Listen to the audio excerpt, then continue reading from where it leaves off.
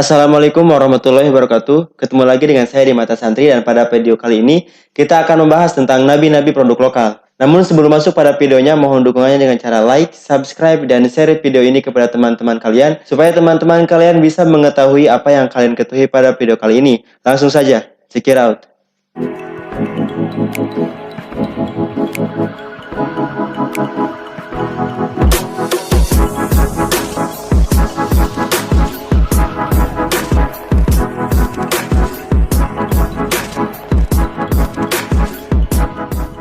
Kesuksesan dakwah Nabi Muhammad selama kurang lebih 23 tahun memberikan perubahan yang sangat luar biasa terhadap dunia. Nabi penyempurna sekaligus Nabi akhir zaman merupakan hal yang mutlak dan tidak bisa diganggu-gugat. Namun, semenjak meninggalnya Nabi Muhammad SAW atau ketika masa sahabat, ternyata muncul orang-orang yang mengaku sebagai Nabi palsu. Salah satunya yang paling populer adalah Musailamah Al-Kadzab, yang tentu pada masa itu menjadi konspirasi yang sangat besar dan menjadi pemecah belah umat Islam yang mengatasnamakan agama Islam itu sendiri. Namun tahukah Anda, ternyata bukan hanya pada masa sahabat, ternyata di Indonesia pun banyak orang-orang yang pernah mengaku sebagai nabi produk lokal.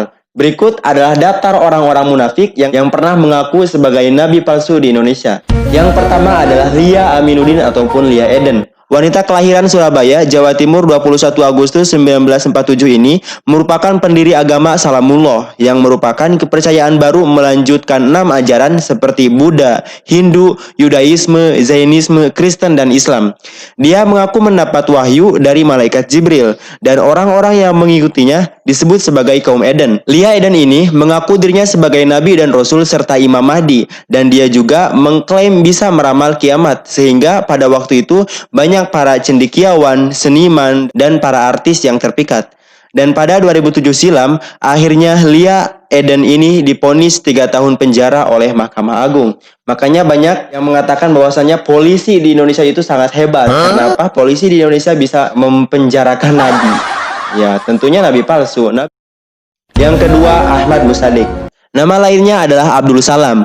Dia mengaku menerima wahyu dan memproklamasikan dirinya sebagai nabi terakhir setelah Nabi Muhammad SAW pada 23 Juli 2006 dan mendirikan aliran Al-Qiyadah Al-Islamiyah, cikal bakal organisasi Ghafatar.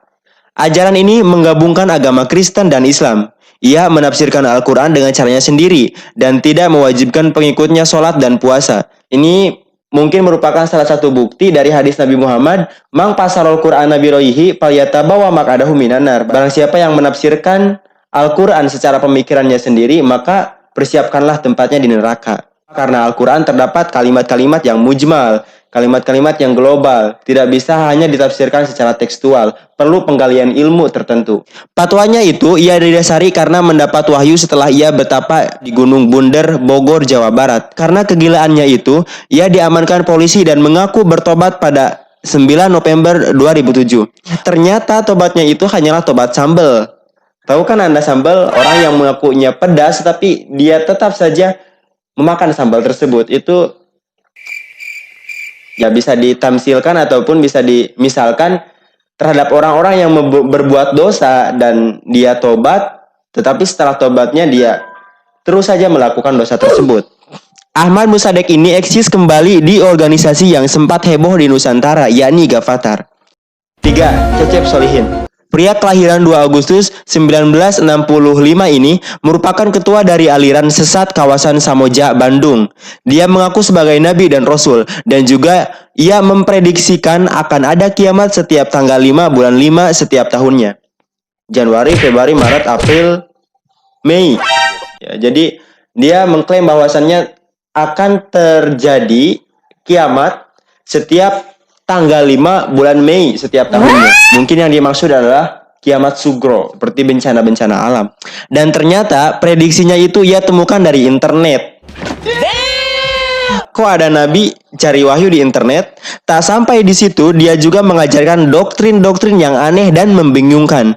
Dia menyuruh pengikutnya untuk berjihad ke Aceh, meminjam uang ke bank tanpa perlu mengembalikan hingga mencuci otak pengikutnya untuk tidak mengakui kedaulatan NKRI. Ya seperti kita ketahui bahwasanya ketika ada orang-orang yang tidak mengakui akan kedaulatan NKRI, maka dia haram atau tidak boleh melangsungkan hidupnya di Indonesia.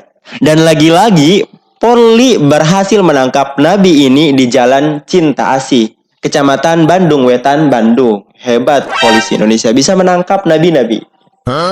Tentunya nabi palsu. Yang keempat adalah Paruru Daeng Tawu. Dia mengaku sebagai nabi terakhir dan mengajarkan ajaran sesat yang tentu bertentangan dengan syariat Islam. Aliran ini mempunyai basis di Dusun Mambura, Lembang, Huntu Datu, Kecamatan Mangkendek, dan beranggotakan 50 orang dari 8 kepala keluarga.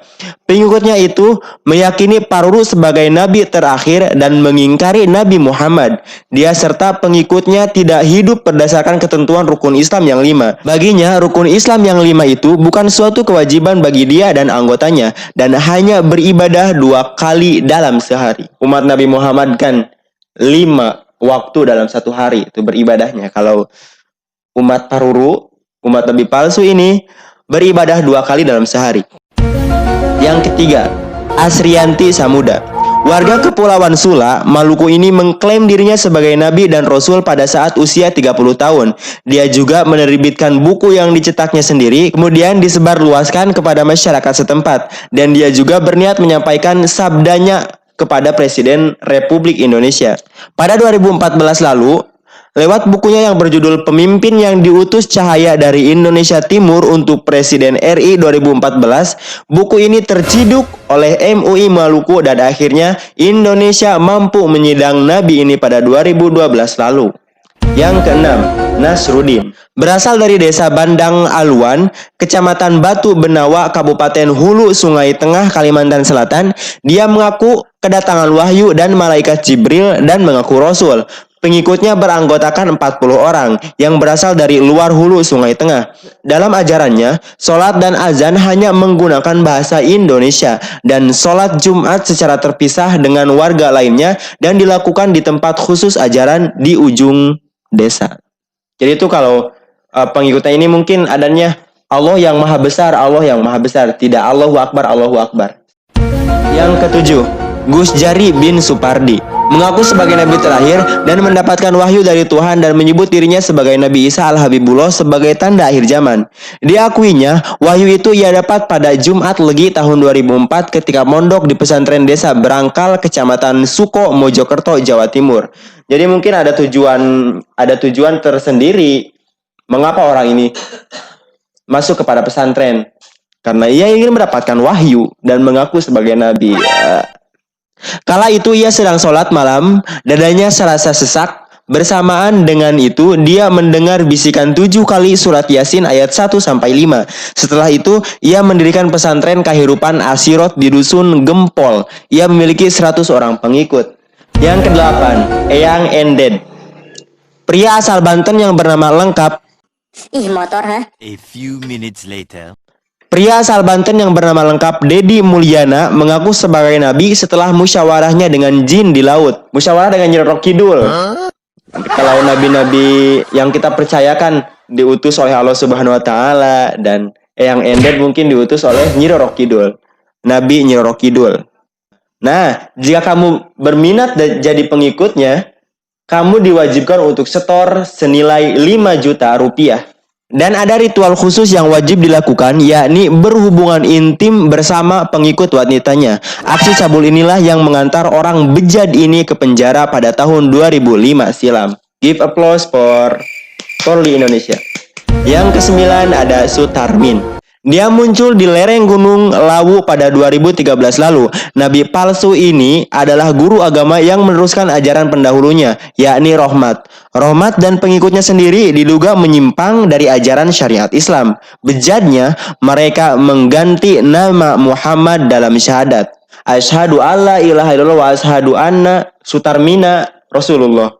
Mungkin seperti itu.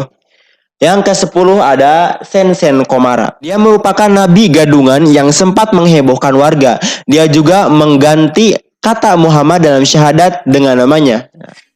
Masya Allah. Tak hanya itu juga, dia juga mengganti arah kiblat dari barat menuju arah timur. Aing. Pengumuman guys, pengumuman. A few minutes later. Tak sampai di situ, dia juga mengganti puasa Ramadan menjadi bulan Maret. Tak puas dengan itu, dia juga berniat mendirikan negara sendiri bernama Negara Islam Indonesia. Perilakunya itu dimulai ketika ia mengaku mendapat wahyu ketika mimpi. Ya Allah, ayah nabi palsu. Yang ke-11 ada Ahmad Mukti. Dia merupakan anak dari Lia Aminuddin ataupun Lia Eden.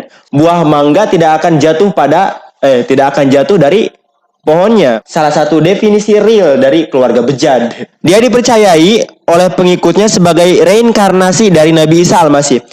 Kepercayaan itu lantaran buku yang diterbitkan oleh sang ibu yang berjudul Perkenankan Aku Menjelaskan Sebuah Takdir. Dalam buku itu dipaparkan bahwa Lia Eden itu multifungsi.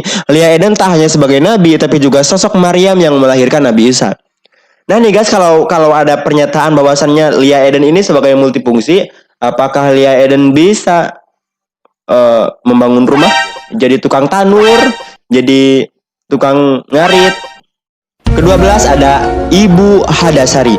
Wanita yang tinggal di Jalan Borong Jambu Antar, Makassar, sempat bikin heboh setelah pengakuannya sebagai nabi di hadapan publik. Melalui sebuah pesan tertulis, wanita itu mengaku bernama Nabi Hadasari yang bangkit dari Nabi Adam dan Hawa. Dia juga mengaku mendapat tugas untuk menyampaikan ke semua agama agar jangan saling membenci dan jangan saling bermusuhan. Dan bahkan Hadasari meminta publik untuk mendatanginya secara langsung.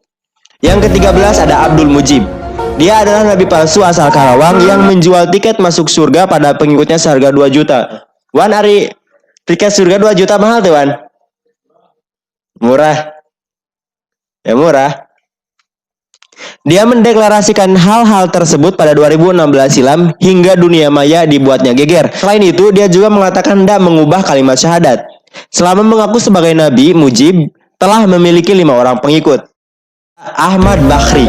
Dia mengaku sebagai nabi terakhir setelah Nabi Muhammad SAW dan mengaku telah melakukan Mi'raj dan menyatakan Al-Quran yang menjadi pegangan umat Islam bukanlah merupakan firman Allah Subhanahu wa taala. Akan Al-Quran hanyalah karya dari para alim ulama, sebab Al-Quran berada di dalam diri manusia yang tidak bisa dimiliki oleh sembarang orang. Kata pria Solo ini, untuk mendapatkan Al-Quran harus melalui ritual yang dilaksanakan setiap tanggal 12 Rabiul Awal pada malam Jumat.